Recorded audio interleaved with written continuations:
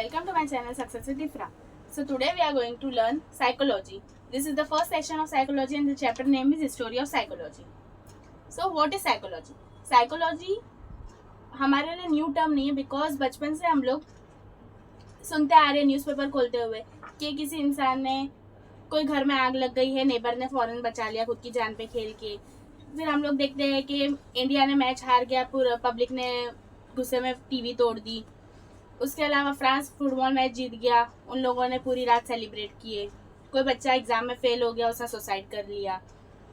Mrs Aruna Sinha जो थी, उनके पैर चले गए फिर भी वो माउंट एवरेस्ट क्लाइम करी। तो हम लोग लोगों के अलग अलग साइकोलॉजी देखते हैं, अलग अलग माइंड्स देखते हैं कि इंसान कैसा थिंक करता है। मीन्स कुछ लोग फेल होके भी उसके ऊपर आने की कोशिश करते हैं और लाइफ में बहुत ज़्यादा सक्सेस कर देते हैं, और कुछ लोग छोटी सी फेलियर पे खुदकुशी कर लेते। तो हम लोग पूरा 2 years तक यही पढ़ेंगे कि साइकोलॉजी क्या होता है और साइकोलॉजी आया कहाँ से। So now we will learn history of psychology. Psychology वो जो है वो directly as a science emerge नहीं हुआ था, बट वो एक फिलोसॉफी का हिस्सा था। Then in 19th century it emerge as a separate branch that is psychology. So जो साइकोलॉजिस्ट थे प्लेटो, 2 साइकोलॉजिस्ट थे, प्लेटो एंड जॉन लॉक। उसमें जो प्लेटो थे उनको ऐसा बिलीव करते थे वो कि हर बच्चे के अंदर नॉलेज पैदाइशी होती है। बट जो जॉन थे वो बोलते थे कि नहीं, बच्चा जो है वो खाली स्लेट की तरह पैदा होता है और फिर लर्निंग और एक्सपीरियंस से वो उसका दिमाग में नॉलेज आती है। वर्ड साइकोलॉजी जो है वो डिराइव हुआ है 2 ग्रीक वर्ड से, एक है साइकी और है लोगस। साइकी मतलब के सोल या माइंड, और लोगस मीन्स ब्रांच ऑफ नॉलेज या फिर साइंस। तो टोटल ये क्या होता है?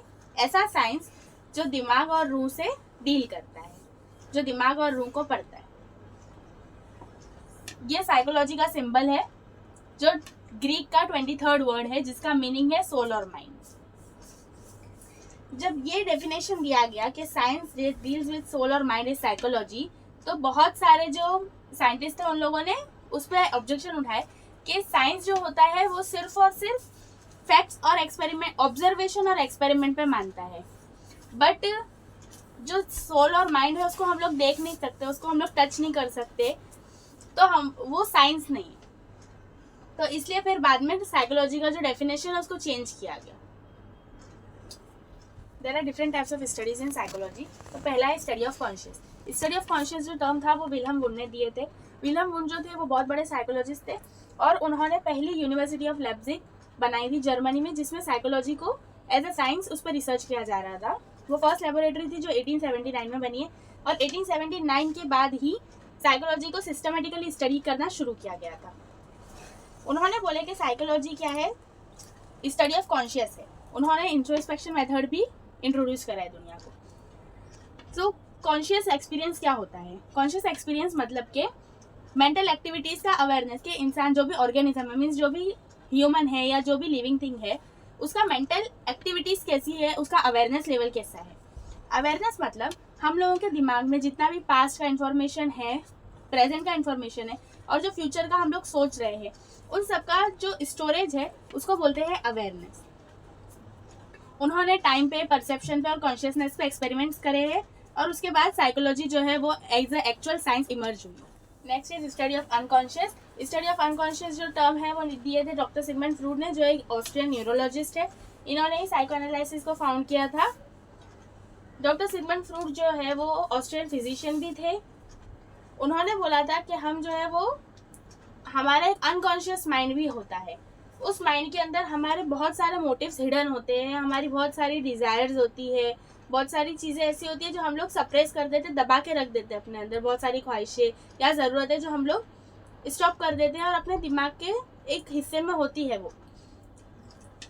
उसके अलावा उन्होंने बोले हैं कि जो अर्ली चाइल्डहुड एक्सपीरियंस है, मतलब जो बच्चा होता है वो जो ज़िंदगी के स्टार्टिंग के 5 years होते हैं, उसी में उसकी पर्सनैलिटी फॉर्म होती है। और अगर बड़े होने के बाद किसी इंसान में कोई मेजर साइकोलॉजिकल प्रॉब्लम है तो वो उसके बचपन से ही रिलेट करेगी कि उसको जो अर्ली चाइल्डहुड, फॉर एग्जांपल अगर कोई इंसान है उसको बचपन में किसी सांप ने काट लिया है, तो वो बड़े होने के बाद भी उसको इंसेक्ट फोबिया हो सकता है या ऐसा कुछ होएगा, तो उसका रिलेशन जो है वो उसके बचपन से है।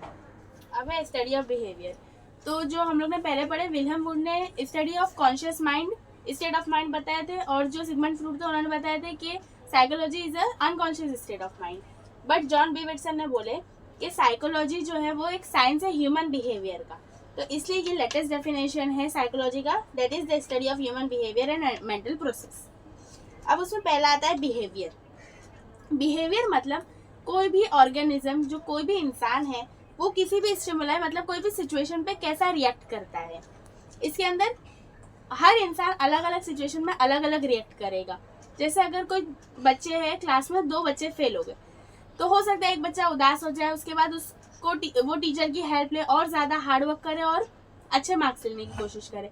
और दूसरा बच्चे का माइंड ऐसा हो सकता है कि वो एकदम चिढ़ जाए, क्लास में ध्यान देना ही बंद कर दे और उसको कोई फर्क नहीं पड़ता है कि अब वो फेल हो या पास हो। सो हर इंसान का इंटरेस्ट, पर्सनैलिटी और एटीट्यूड डिफरेंट होता है, तो हर इंसान हर सिचुएशन में अलग अलग डिफरेंट बिहेवियर करेगा। उसके बाद आता है ओवर्ट और कोवर्ट बिहेवियर। ओवर्ट बिहेवियर मतलब ऐसे बिहेवियर जो हम लोग देख सकते हैं, जैसे वॉकिंग, डांसिंग, सिंगिंग, टॉकिंग, ये सब। और कावर्ट बिहेवियर मतलब कि जो चीज़ें डायरेक्टली ऑब्जर्वेबल नहीं है, जैसे किसी की थिंकिंग या फीलिंग। नेक्स्ट आता है मेंटल प्रोसेस। हम लोग साइकोलॉजी में external as well as internal factors पढ़ते हैं माइंड के। दिमाग के अंदर हमारी किसी भी ह्यूमन की थिंकिंग क्या है, memory, forgetting power, emotion, motivation, attention, perception, ये सारी चीज़ें साइकोलॉजी पढ़ती है। उसके बाद आता है साइंटिफिक मेथड।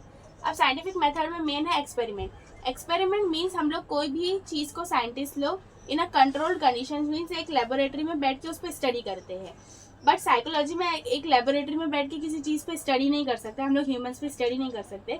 तो जो रिसर्चर होता है वो किसी भी चीज़ को अगर पढ़ना है तो वो खुद अज्यूम करेगा, उसके बाद वो जाके डेटा कलेक्ट करेगा सैंपल से, और उसके बाद में उन चीज़ों को हर किसी के लिए जनरली एनालाइज कर देगा। फॉर एग्जाम्पल अगर कोई रिसर्चर है, उसने सोचा कि मेकअप प्रोडक्ट्स किसको ज़्यादा अट्रैक्ट करते हैं, टीनेजर्स को या एजेड वुमेन को। अब उसने अज्यूम करा है कि टीनेजर्स को ज़्यादा अट्रैक्ट करते हैं मेकअप प्रोडक्ट्स, तो वो उसने अपने ऑब्जर्वेशन से अज्यूम कर दिया।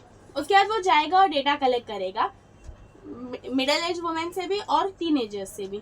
उसके बाद जो डेटा से, पॉपुलेशन से उसको डेटा कलेक्ट होएगा जो सर्वे से, उसको वो बोलेगा, उसको एनालाइज करेगा और फिर उसको रिजल्ट निकालेगा कि हाँ मेरा अजम्पशन सही था या गलत था। Thanks for watching, stay tuned for more such videos.